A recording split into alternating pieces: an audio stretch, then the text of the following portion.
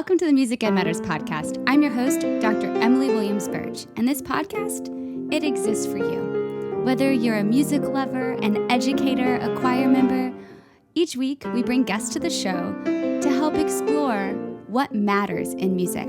I'm so glad that you're here. Welcome to the show. Hello, and welcome to a very special edition of the Music Ed Matters podcast. I'm your host, Dr. Emily Williams Burch, and I am joined by one of our regular co-hosts, Alex Gartner. What up, Alex? Hey, thanks for having me, Emmy. I'm so excited. We're actually going to record this nonstop beginning to end. So in this episode, Alex and I are going to talk about our book, The Business of Choir, A Choral Leader's Guide for Organizational Growth, which, as we speak, is going to the printer. We are so excited. Woo! And by the time you hear this episode, it will be available for purchase through GIA Publications. You've heard about this book before. In episode 74, we made the announcement that we got the book deal. That was back in October. And then you heard a series of interviews that all went together to form the three major sections of the book. You heard Dr. Philip Schultz, Cody Raven Morris, and Catherine Dehoney. Then we did our first presentation on the book, and we gave you a replay of that in episode 90. And because we were obsessed with everything we learned in leadership from Dr. Ramona Wiss, we had her on as episode 95. So you've heard about the book a lot. In today's episode, we talk about what the process actually ended up looking like, how we got through it, what it was in the end, what makes us excited about the book, and we'll revisit what you get when you read The Business of Choir. If you want to learn more, you can join us over at patreon.com/musicedmatters. This episode is brought to you by our friends at the Kennison Choral Company and Kaleidoscope Adventures. Speaking of which, if you like the book, you can join Alex and I in June of 2023 at Sand and Singing in Myrtle Beach. I think that's what it's called. Is that right? Sand and Song. Sand and Song. Oh, that sounds so much better. Okay. Myrtle Beach, 2023, June. We are doing a children's choir festival, but at the same time, since there's two of us, one of us will work at the choir while the other does a professional development session, and then we switcheroo. So you'll not only get to have your singers be a part of this awesome festival with all of our choirs and a lot of other choirs from across the country, you get professional development hours. So you should check that out, and we're super thankful for Brian Clissold and Kaleidoscope Adventures for making that festival all about singing and the business of choir and more in Myrtle Beach, June 23. So exciting. Oh, without further ado, let's actually have this conversation. Welcome to the podcast. Thank you. I can't believe we did that in one swoop. I'm so proud of us. I'm so proud of you. I mean, you did it. You did it all. Episode 110. I'm starting to get the hang of it. This book seems like a dream. Didn't we dream up this idea? You started it, I think, May of last year. Yeah. So I'd always had this kind of idea about this business resource because I was thrust into my role at Pensacola Children's Chorus. I started as the artistic director. And then I was also later given the role of executive director a couple of years later. And I didn't have any formal business experience. It was just sort of like my tie to the organization and my visibility that the board was like, hey, rather than us go and find someone to do this, we think you should do it. And I was like, okay, well, that is a lot. And I didn't really have a lot of knowledge and experience. So I had to do all this research and all this reading. And I got really involved with Chorus America and got all that kind of stuff going. But there still just wasn't that one resource that could help people like me. And so I'd always have this idea in the back of my mind, like, it'd be great to put all this stuff that I've sort of learned into a resource. But then I was like, but I can't do that by myself because that's just one person. And one person's perspective is not nearly as good as collaboration. Mm-hmm. And so that's when I was like, who in my circle would be the best co-author of this book? And I was like, well, of course it's going to be Emmy. She has worked in a million different settings and she's built a choir from the ground up. Absolutely. And plus you're a fantastic go-getter and a very good friend. So obviously it was a match made in heaven, and we did it. We did it. Well, thank you for the kind words. I have to give a shout out to Dr. Barbara Tagg because it all happened right after episode 50. So Dr. Tagg was episode 1, and she so kindly agreed to come back at episode 50, and she flipped the mic and interviewed me. It was very scary, but it was awesome. And it was after that you called and you're like, yeah, so I got an idea. And we hashed out all of the details of what we wish we would have known. And we had this idea of, well, first you have to build capacity and support, and then you have to empower your people and grow, and then tell your story. And that piece of the puzzle, that one sentence that we said that we created back in May of 2021, that's the framework of the book. Yeah. And I think Uh, that's so cool. yeah, I think it's really, really an important resource for the time we're in. I remember while we were in the pandemic and the height of the pandemic, excuse me, and we were on all these voracious Zoom meetings all the time, and everybody's like, "What are we going to do? What are we going to do?" And then those big meetings devolved into smaller meetings because we finally found our people, and we're like, "Okay, now what are you going to do? Because you're similar to me."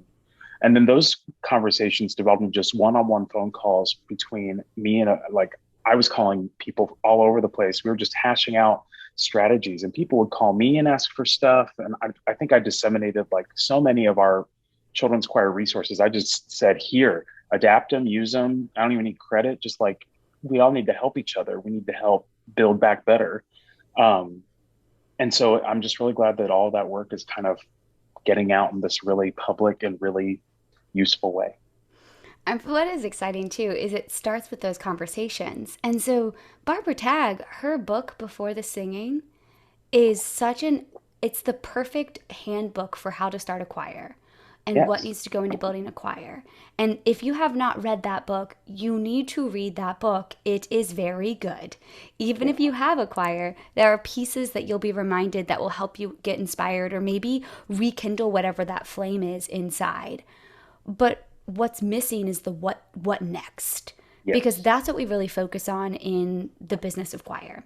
It's all of those business pieces. You have to build the capacity and support, which includes communicating value and figuring out how to steward your fundraising people. And really, oh my goodness, chapter 3, this chapter is written by Bomb. Dr. Marshawn Hyman. It's diversity in your organization's DNA.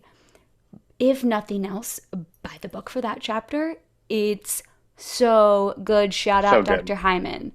Yeah. And there's like 5 or 6 appendix add ons thanks to that chapter that you can flip to the back of the book and use right away or jump over to the website and download.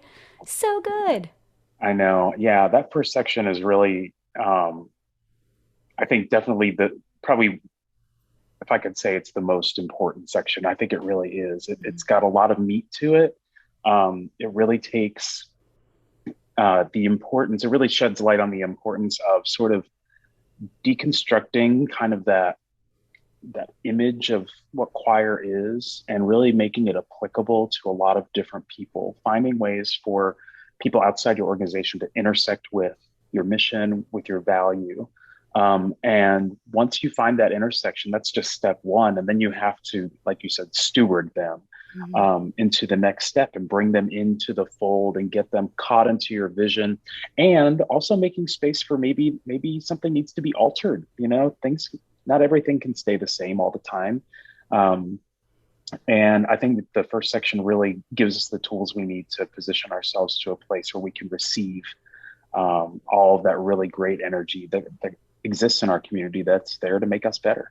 Yeah. And if you don't understand chapter 1, if you can't build that value and steward your people and insert diversity into your DNA, then sections 2 and 3, where you empower your people by growing and recruitment and retention and leadership and all that jazz. And section 3, the telling your story through the numbers and accounting and, oh my Yeah. goodness, marketing, the marketing chapter. How many times this is a side note, how many times did the marketing chapter get flipped on its head?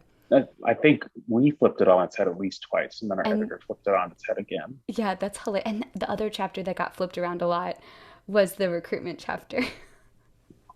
That poor chapter ran a marathon in and of itself. That's true. That's true. And okay, so we should probably tell them since we're having a heyday. Every chapter starts with an analogy.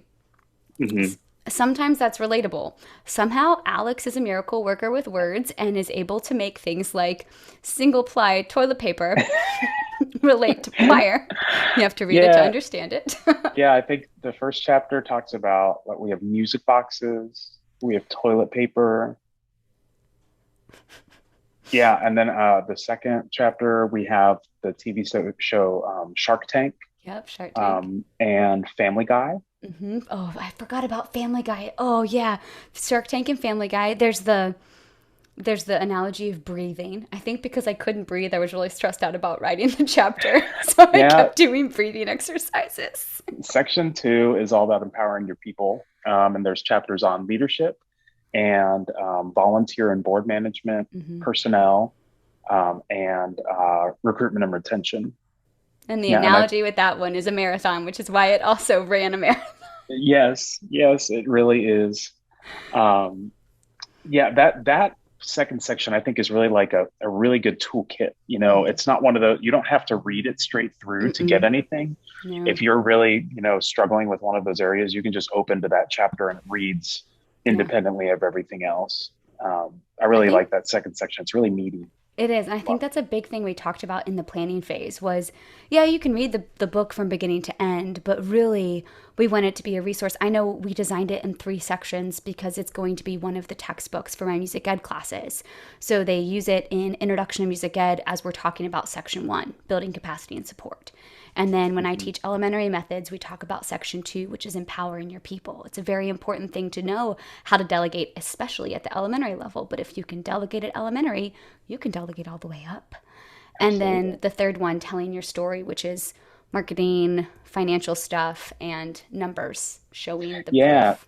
that third section I think is one of those, at least in my body of knowledge, marketing, finance, and evaluation were not necessarily any of my strong suits. We learn about, how to evaluate student progress, in school and undergrad, but like we don't really think about program evaluation and like how to measure your effectiveness. And like, let's not even get started on musicians and financial acumen. Like, it's always seems to be the laughing stock. And I think that's chapter 9, and that like defines, breaks down those really confusing finance terms Mm-hmm. and into really digestible pieces. And chapter 8 is just a really awesome marketing 101 Marketing overview. 101. Man, that was a fun one to write. I have to say, we had to learn all this on our own. And as much as I wish that, especially in academia, that we could offer classes on all of these, that there's just no time in the There's hours no that students have time. to take. And so that's why that third section is what aligns. Sorry, Boudreaux wants to be involved in the conversation. Hi, Bucha. Hi, Boudreaux. So that's why the third section is what goes with my secondary methods class, because that's when you really need to learn how do I market my choir or whatever ensemble I have. I think it's just so fun to look at the table of contents and look at the appendix resources. Yeah, And all these things we dreamed about having in one place is now in one place. it's 316 pages. It has a really cool cover. We have an It's so many ISBN pages. number. We're a real deal. I'm so proud of us. Obviously, the newness hasn't worn off yet. I know. I'm so proud of us too. So each chapter we said starts with an analogy. It usually has some type, it makes the transfer, gives some type of definitions, like for example, Marketing 101 or all the financial terminology you need to use. It gives examples, ways to use it, but then I really like the end of every chapter. Hmm. Yeah, we every chapter ends with like a quick wrap up that has obviously a quick summary, and then some discussion questions. Like if Mm-hmm. you're going to lead, if you're going to use it in a professional development setting, or if you're going to use it in like a any sort of group, it gives you some food for thought, and then it also gives you action steps, things that you can actually do to get started, applying the knowledge and the content of each chapter towards your own choir. Um, yeah, they're all really good. It's really awesome. It makes it to where you don't have to feel stressed that I don't know where to get started. This is, we give you the entire cake and you do not have to eat the whole thing. You just have to take a bite. Or Yes. the whole staircase. You just have to take one step to start moving Yeah. up it. And that was important. I think we envisioned that and infused that into the whole book because I feel like a lot of the reasons that sometimes choir directors don't want to like take that step into the fundraising world is because it's so overwhelming. Like just it feels like this redheaded stepchild, this mythical unicorn, and it's really hard to figure out where to start and what to start doing once you have that knowledge. And if you don't have a lot of prerequisite information of your own learning and your own experience, trying to evaluate what a good source is, like I could go buy a book on fundraising. Like I don't even know the questions I need to ask necessarily. And so that's why we wrote this book for choir people, and why we put those nuggets of information at the end so that people could very easily take that first step in towards growing in that area. I agree wholeheartedly. Sorry for the pause. The dog is getting angry that I have my husband back home for the weekend. Hold on. So now the husband's going to be in the recording and say something. What do you think about the book?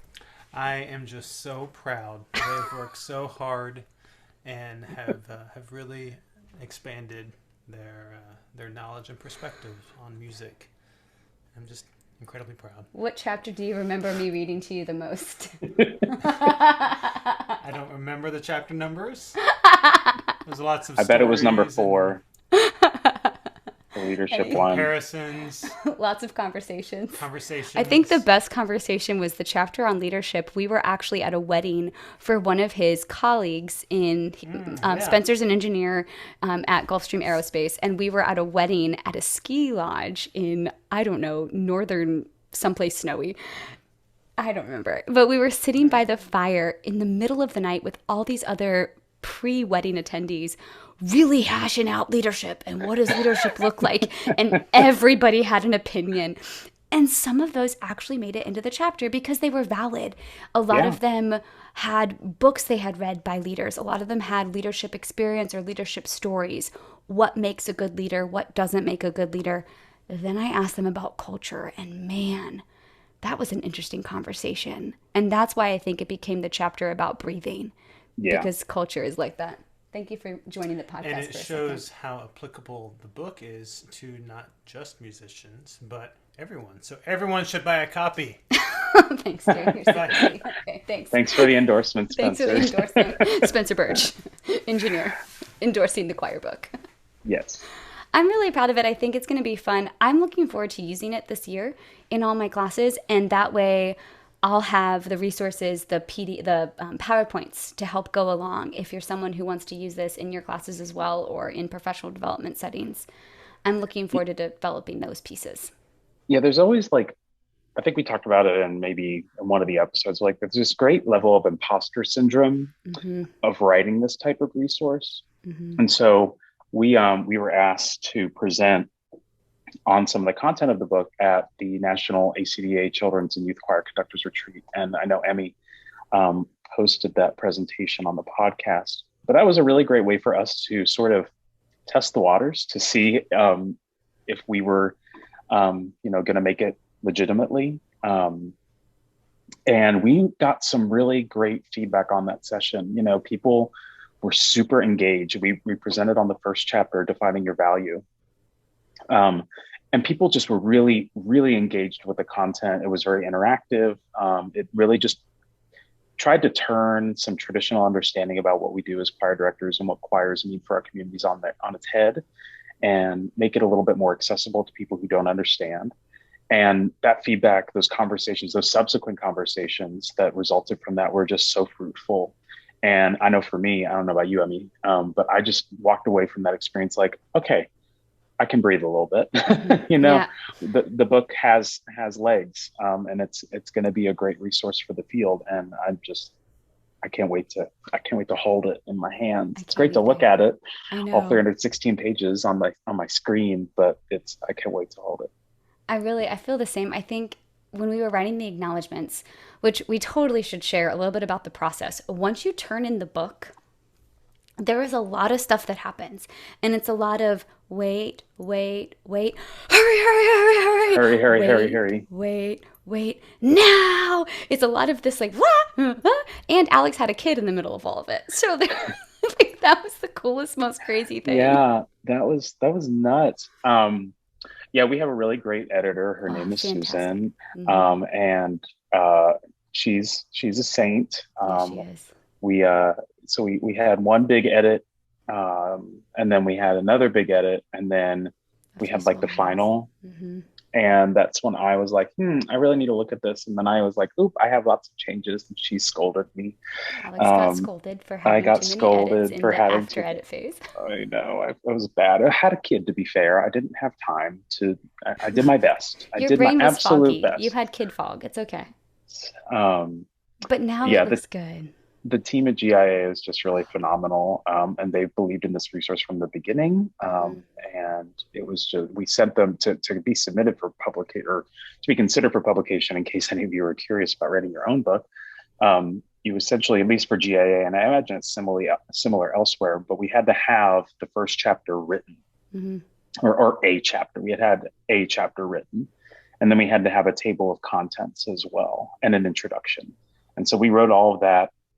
Can you Last believe we summer. wrote chapter one basically just on the phone with each other? Like for hours, we would just It sit on was the phone hours of phone on a calls. Google Doc, just typing simultaneously. It was nuts. Yes. And we submitted that to them for review. And Emmy and I have both been published by GIA before in some of Tim Chapters. Sharp's sort of anthologies. Emmy, you're in the you're in the I'm in the church sacred one, one. Yeah, the sacred sacred one. one.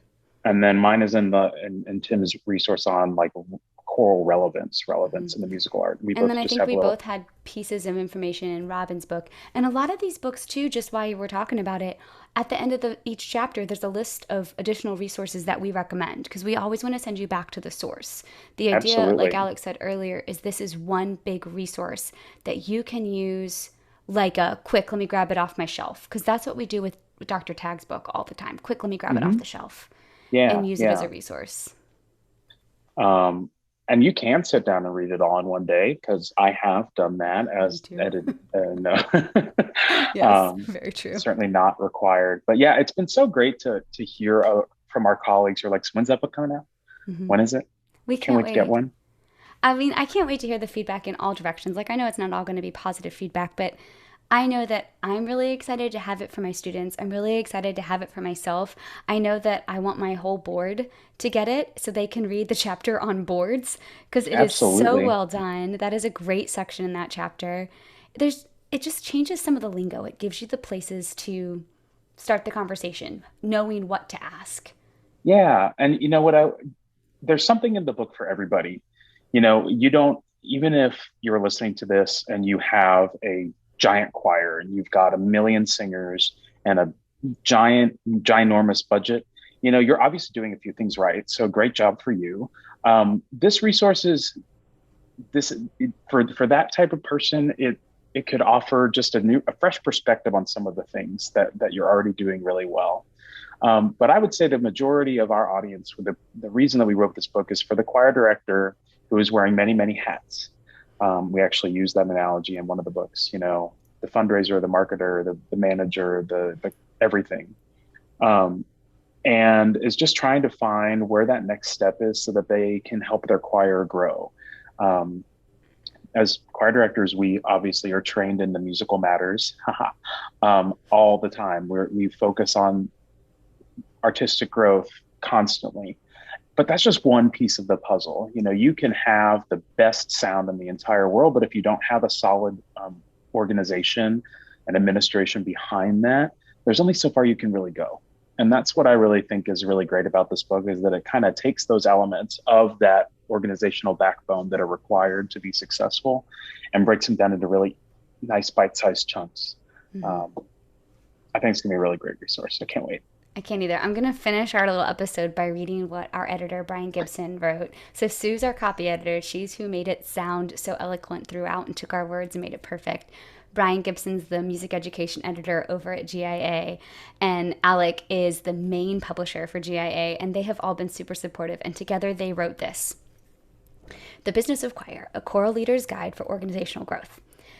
Today's choral leaders wear many hats: fundraising director, development associate, communications manager, marketing designer, volunteer coordinator. The list goes well beyond beautiful choral performances. In many ways, leading a choir is much like running a business. Written by two authors with extensive experience building choral programs from the ground up, The Business of Choir offers new insights, best practices, and practical action items for choral leaders looking to master the organizational and administrative elements of running a successful choral program. Features include a behind-the-scenes look at elements of running a choir that are seldom the focus of college music education courses, an actionable toolkit to bring a greater focus to accessibility, diversity, equity, and inclusion in choral spaces, strategies to demystify fundraising and finance, practical approaches to recruitment, retention, marketing, volunteer management, and board interactions. Whether you're looking to expand your fundraising efforts, hire your first administrative professional, or fine-tune your organizational policies and practices, this resource will provide the direction and clarity you need as you take the next big step in your organization's journey. Amen. That's the book. Yeah. Alex, thanks for writing a book with me. I can't wait for the next one. I know. You keep saying that. Yeah, I'm going to sleep a little bit. Maybe give me a year or so. Finish all the ideas. This has been so much fun. We will come back on the podcast throughout the summer. We're going to reshare all of the episodes that have gone into making this. Because like Alex said before, let's talk about collaboration and advocacy for a second. We collaborated intentionally with each other. We collaborated intentionally with Dr. Marshawn Hyman. We intentionally collaborated with the 3 guests that start each section, Dr. Philip Schultz, Cody Raven Morris, and Catherine Tahoney. And I think intentional collaboration is realizing that someone has something that you don't, some type of knowledge, expertise, or lived experience, and saying, hey, this is what we have space for. What would be beneficial to you? We didn't tell Marshawn what to write about. We didn't tell Dr. Schultz or Cody or Catherine what to talk about. Yeah. We asked what they were most confident and proud of, and then it just happened to fit perfectly into what we were doing and saying. And of course, neither of us would have developed the knowledge that we needed to write this resource if it wasn't for collaborative experiences with previous mentors, with other organizations, and just having open, honest dialogue and feedback sessions, and just really people being abundantly gracious with their knowledge and sharing. And so, yeah, I mean, this is not an advocacy book by any means. We talk about that in the book because there's already some great resources out there on this. I feel like if Barbara's book is at the beginning, before the singing, getting the choir started, and advocacy, Dr. Lynn Brinkmeyer's book, Advocate for Music, that's like going out into the world. I think we fit right in the middle. You have to have all that stuff behind you in order to be successful. And so, it's great that this is on the Advocacy and Collaboration series of the podcast, because I think this book is a testament to what can be done when we are collaborative and place advocacy and storytelling and sharing at the forefront of what we do. It's exactly what advocacy is. Advocacy is telling a story. There was that blog post I wrote, advocacy, a story. So I'll link that somewhere in the episode notes, maybe, I don't know. But I think that what this book does provide, thanks again, Alex, for pointing out, to all the people that helped us gain this knowledge. Any one of our mentors or so many of our colleagues and friends could have written this resource. It's a big chunk of life to write a book. And I'm really excited to have a fall semester where we're not writing a book, because that was really hard. Yeah, that sounds great. I'm really excited. But we did write it, and we're really excited for you to hear it. And I think that the resources that are in there are going to help you open your eyes to new collaborative opportunities. They're going to give you the voice and the dialogue and the conversation to build value and advocate for your program. And I think that's the biggest thing. What do you need to know to share? And that's, how do you communicate value so that you can build capacity and empower your people? That's it. The business of choir. That's it. Business of choir.